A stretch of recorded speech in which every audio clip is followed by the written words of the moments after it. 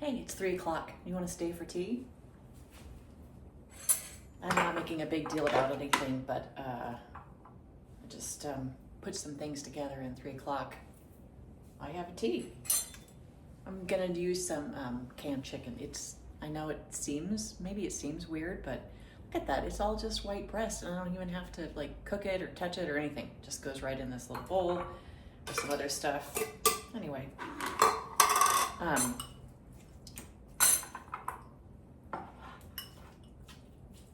about a year ago, my partner and I had afternoon tea at Harrods in London, and it was fantastic. It's so fancy. I mean, they have like the layers of plates that have all the treats and sandwiches, and I mean, it is awesome and very expensive. It's something that I might do for a really important birthday or a friend or something like that. But after we came back, I noticed that like at 3 o'clock every day, I just hit a wall, I mean, and instead of having just another trip to the coffee place or just muscling through it, I talked to my friends at work and said, you know what, we should start doing tea, like afternoon tea at 3 o'clock, because we're all just stupid dead at 3 o'clock, and thought it would be nice, so we gave it a try. And so once a week on Tuesday or Thursday, because that starts with the letter T, we would have tea, me and the other two ladies that I work with. And I work in a big furniture store, and so each time we'd take turns picking which set we want to sit in. And so we'd sit in a set and we'd bring our tea over, and then we'd have a little show and tell. So the show and tell might be like a video that's funny, or maybe something to teach everybody, or like something that you made, or just any stupid thing, or a joke, and then we'd each take turns bringing cookies. And not like big, huge packages of cookies, just like little cookies, just so we could kind of eat and nibble and have a tea. And when customers came in, we'd go, we're having tea, I know that sounds like, a lot, right? But I work for a pretty cool furniture store. Anyway, we really look forward to it, every Thursday or Tuesday. And then downstairs at the warehouse, the guys started noticing what we were doing, and they would bring treats up for us. And because we invited everybody to sit down and have tea with us, and nobody really did. They would come, like, they'd bring some cookies, and they'd buy us cookies, like nice cookies, like Pepperidge Farm cookies. And they'd sit down with us for a minute, have a cookie, and then they'd leave. And it was just the sweetest thing. And then you'd think that our boss would hate it, right? But he didn't. He didn't. He thought it was really great team building, and also, believe it or not, just taking 30 minutes to have a tea at 3 o'clock in the afternoon seemed to make us more functional than if we just had muscled through being tired again. So that's what we started doing. We started having tea every week, bringing cookies. Guys would sit in with us sometimes. Customers would come in. Oh, and the little old ladies just thought it was the sweetest things. And then young people really thought it was awesome too. And so I'm gonna chop up some celery here to go in with my chicken salad.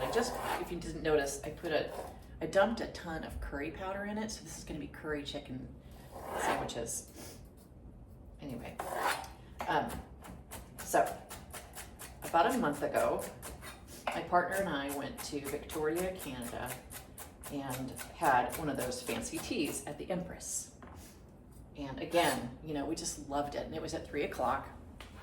And man, afterwards we were just like super energized. We walked all over the city, and then we weren't in the mood for a big dinner. We had a really light dinner, and we stayed out later, and it was just, I don't know, it was just such a nice, sweet bonding tradition or ceremony, I guess. So when we got home, one day I surprised him and I made a whole afternoon tea with the sandwiches, with this curry chicken salad and I think I made cucumber sandwiches with cream cheese, and then I made homemade scones, cream scones, which I really need to put that recipe in the comments because it is a great recipe. I think I got it from New York Times Cooking. But anyway, so I'm like, like, look, we have afternoon tea. And like, this is a 60-year-old man, right? Burly guy, biker. He sits down with me for 30 minutes at 3 o'clock and he has tea with me and he loves it. We have sort of some traditions around it, like for instance, this is some homemade bread that one of our kids made for us for Christmas, because that's all we wanted was just homemade bread or homemade anything. But anyway, so we got this. I get a bread knife.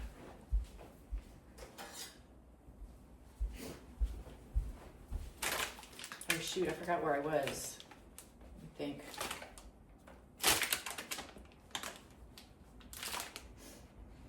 Well, anyway, we started doing it almost every day, and really loving each other's company. Checking on my seawater. He thought it was wonderful, and so I guess if we have one rule though, is we really try to spend that 30 minutes with each other instead of on our phones, or also we try not to talk about the things we have to do. Like, okay, here's the list, what do you gotta do next? Like, it's really just a moment to sort of be where you are, which I don't think as human beings we do enough of that. You know? We're always somewhere else. So for 30 minutes a day, we're just with each other in that moment. See, I don't cut the crust off, especially on this bread because the kids made this bread. Now, a high tea or an afternoon tea, it's really afternoon tea. I know that a lot of people do it really fancy, and that is wonderful. And I will do a fancy one also sometimes. But also, I'm just gonna do what I wanna do, because that's the way I do everything. Okay, so now, because I don't like just one kind of sandwich, I'm gonna do like 2 different things. You know what, if I had my way, I think every meal would be like appetizers. I just love appetizers. Anyway, I'm gonna slice up some cucumbers here, and I'm gonna put some Tillamook cream cheese on it. I like Tillamook because it doesn't have a bunch of nasty gums in it and stuff. So that's what it looks like. I mean, it's not fancy, is it? You could make it fancy.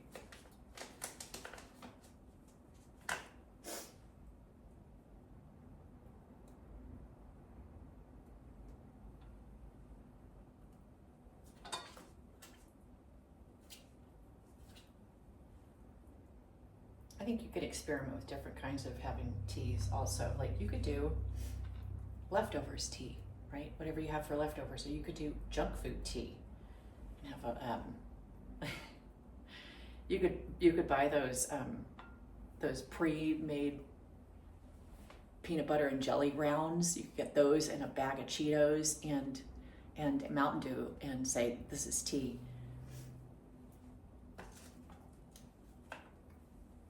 My partner works with a lot of people from the UK, and he said that a lot of times, he said that the Brits at 3 o'clock take a break for tea. That's it. There's no debating it. You're just gonna do it. So a tea that I'm talking about, the afternoon tea, means that you have sort of a light snack, sandwiches or fruit, crackers, cheese, maybe a little dessert. It's sort of supposed to be this meal that holds you until a late dinner.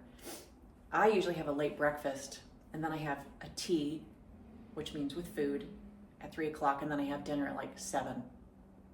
And I get so much done this way. It seems illogical, but it is true. All right, so did I tell you that I put mint in? I didn't tell you. I put mint, fresh mint leaves in my chicken salad. It is so good. I think I'm gonna grow some. I've heard it's really easy. I love mint. One thing about mint, it's like cinnamon. I can never have too much. All right. Oh, so I have some sandwiches here, but I don't have, I mean, I have some desserts, but they're cookies that don't belong to me, so I'm not supposed to eat them. Well, I do have one thing.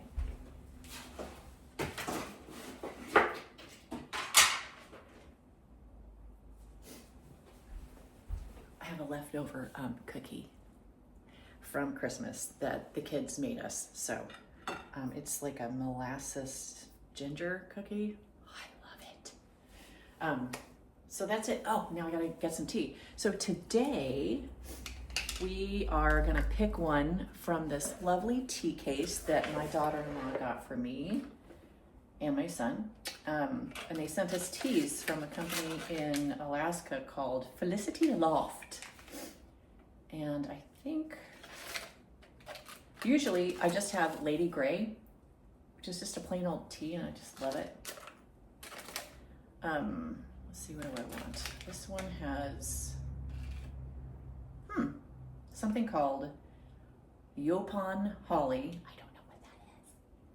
Hibiscus, orange peel, lemon, myrtle, and cranberry. It contains caffeine. That's what I want. I think I'm gonna do this one today. Do another one another day.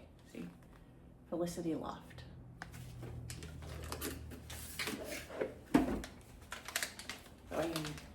Also, when you go for high tea, they have super fancy teapots and cups and things like that, which is great. You don't need to do that.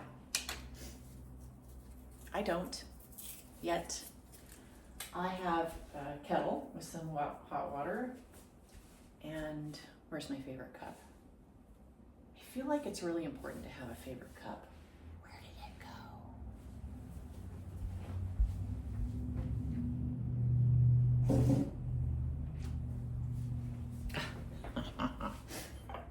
This one I got in like one of the first Starbucks in, what was it, 1989, when I lived in Seattle.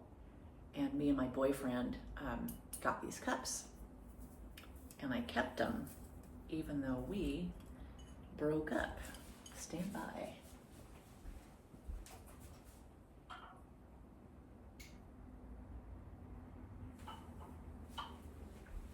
Oh, I should say how it smells.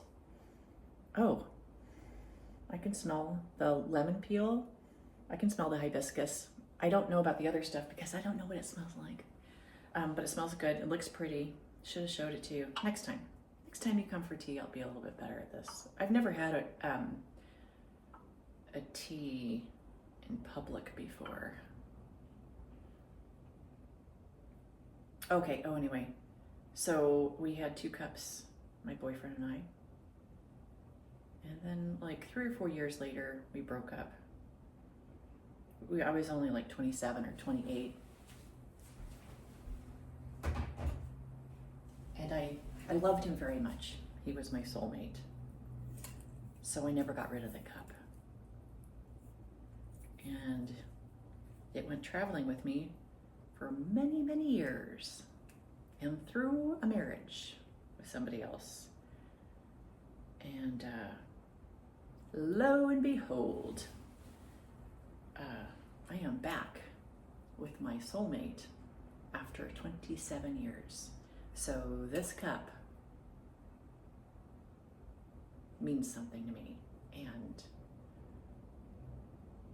afternoon tea means something to me. It's a tradition that maybe a whole bunch of other people have, but I'm taking it and I'm making it our tradition. It's different for us because we're doing it our way, you know? And there's lots of proper ways to do it. When I looked online about high teas or afternoon teas, everything was about etiquette. And I don't think that's what this is about. I think this is about having a connection. And even if I didn't have my partner to have tea with, I can do it with a friend. I can also do it with FaceTime or whatever with my kids or a friend. Or I could just go by myself and I could journal, which is awesome. What an opportunity. Also, back then when I was living in Seattle, when I was in my early 20s, I also journaled. And I journal now, and I kept my journal, and it talks a lot about this relationship that I had to let go of and how much I loved him. And now he's back. So it's pretty great to read, and I'll read you some stuff from that journal. Okay, so I'm gonna get my tea ready to travel. We're gonna go sit in my greenhouse, little sitting area.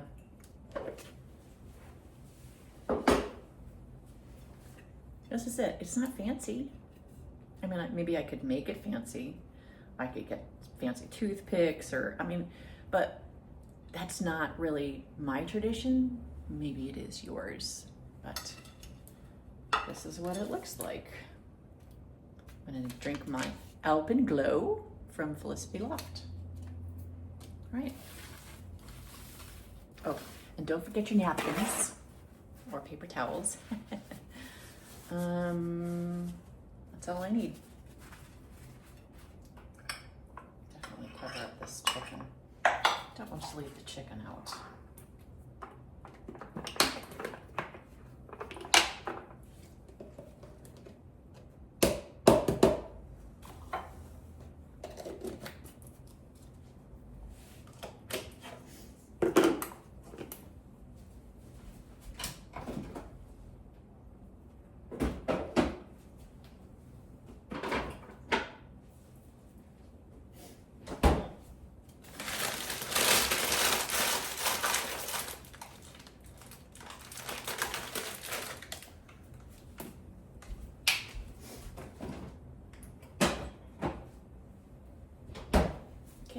Grab a snack. Let's go.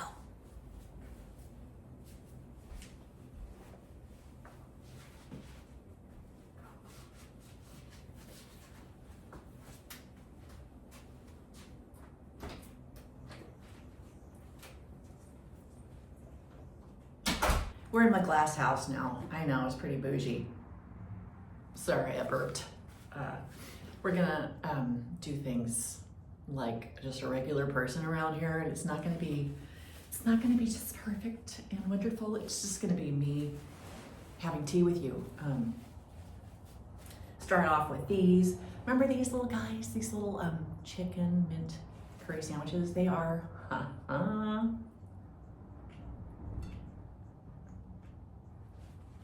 Oh, here's the mic.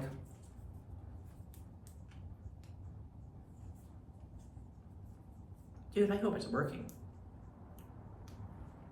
It might not be. Oh yeah.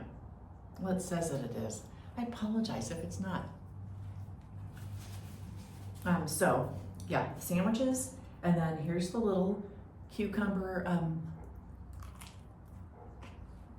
cottage cheese. It's still rather good. I had not tried the Felicity Loft Alpenglow before today, and it is so fresh and delicious. I really love it. I don't love all teas, but I love this. So yeah, looks like I'm a pretty big deal out here. Oh man.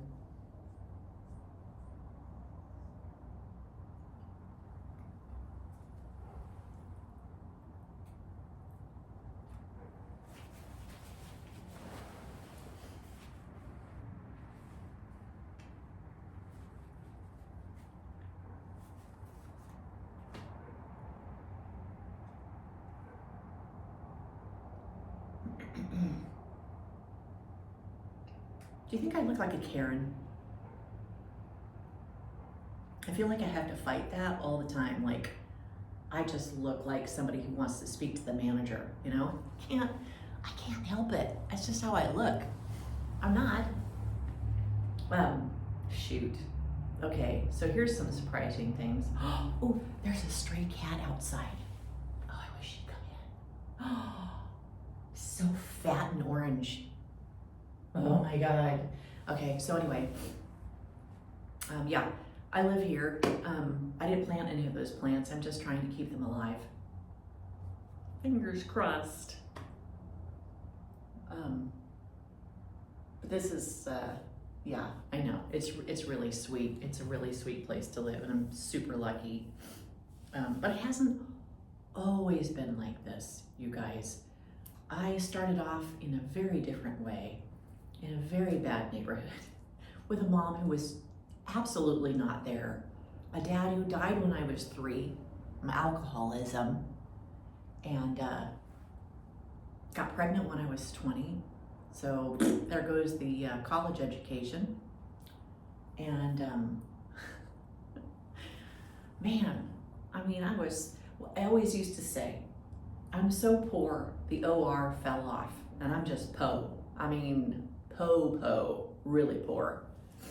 There was a lot of times when I would have to put water in Sean's cereal because I couldn't afford milk, or I had to reuse disposable diapers. I can't even tell you how many times I had to roll pennies and nickels out of a giant jar just to go get a little bit of gas. I bounced checks all over the place. That's what we had to do back then. I mean, I needed food, you know, for my son and me. So, and if I would go on a date, which I did, after I split up from the baby's father, I would always order something big and then take half home to share, so then I would bring home food, you know? I never had any child support or any kind of financial assistance. It just wasn't available back then. Like, if it was, I didn't know how to get it. I am very pro single parent helping. Like, the childcare for me was so financially difficult. I think I used to make like, what was it? This is gonna blow your mind. It's like $1,100 a month, and rent was $500, and childcare was $400. So, yeah, there was times when we had to choose between having a telephone or having lights.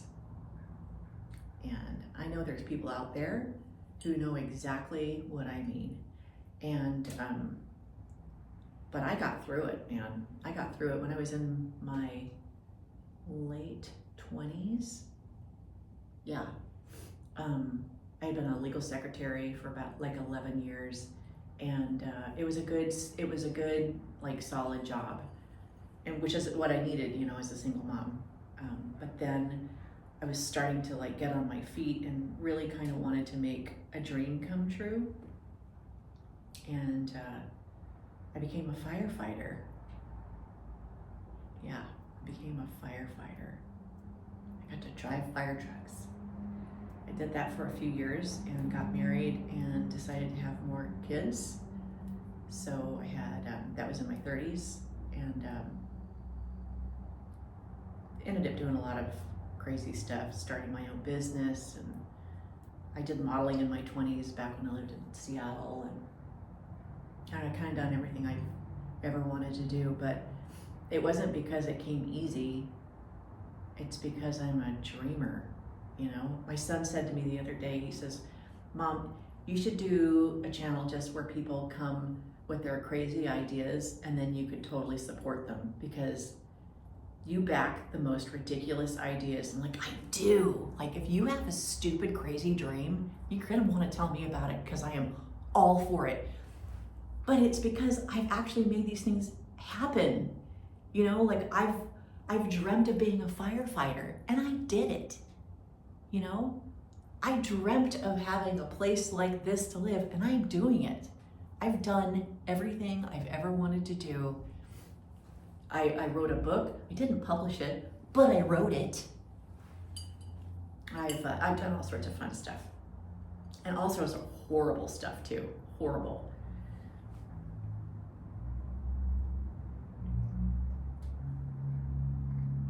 But it all gets you where you're supposed to be, right? And I know that this is the age where I'm looking at younger generations, and man, it's true. You do have different challenges that I did and that we did. But I feel like if I could get through it, that you could get through it. I didn't have anything special going for me except for being an optimistic dreamer and just not wanting to give up. I'm not particularly brilliant or beautiful, or certainly not rich, and I wasn't rich. I mean, I was poor. I didn't have this amazing family that supported me, you know, like I try to give my kids. And you maybe don't have all those things either, but it doesn't mean that you can't make your dreams come true.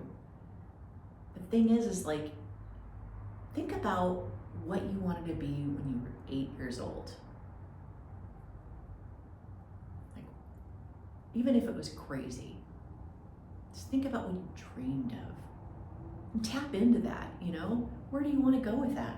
Is that still kind of something that you dream about? Is that still something deep inside? I with all my kids, and I have 3 kids, with all of them, we were really, really adamant about helping them find their passion and helping them find a career that supports that. Even if the passion doesn't mean they'll be making money. For instance, let's say you really love dance. You love dance, you love taking it, maybe you teach it, maybe you just you're in high school and the dance, it's your favorite thing in the world. But maybe you're realistic and you're like, okay, I probably don't have enough talent to make any money or a living at this. I don't see that that's where it's gonna go. Okay, well then let's talk about what you can do to make money, to make a living, so that you can do that on the side, right? So that you can take part in dance classes or be a part of a dance troupe or even continue teaching at night. You could make all of your dreams come true if you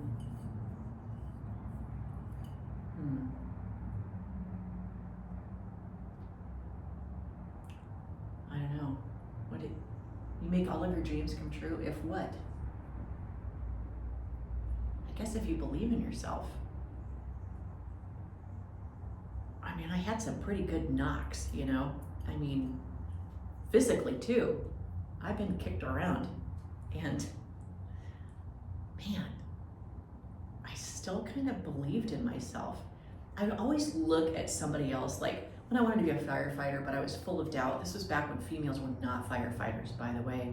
And I was a single mom and I wanted to be a firefighter. Like who would take me seriously, right? But I see some like little guy being a firefighter. I'm like, well, I'm 5'10". If he could do it, I could do it. Or, you know, that old guy over there, you know, he doesn't look like he's in great shape. I'm probably in better cardio shape than he is. So like, well, if he can do it, I can do it. And then the same things with like YouTube, you know, like I see some people with a zillion subscribers and I'm like, what? Well, shoot, I mean, why can't I give it a try? Just give it a try. And then you'll find out like that half the time when I'm trying to get where I want to go, the path along that trip, that's where I learn everything. Like, oh my God, that's where I'm like, everything that I've done up until this point has led me to this place. Now I see. And then I go a little further and the same thing happens.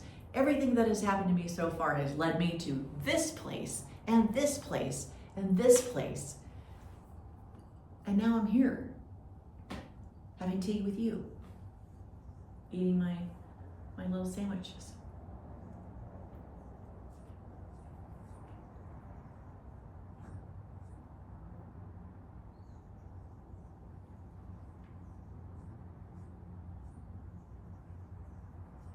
The cat didn't come back.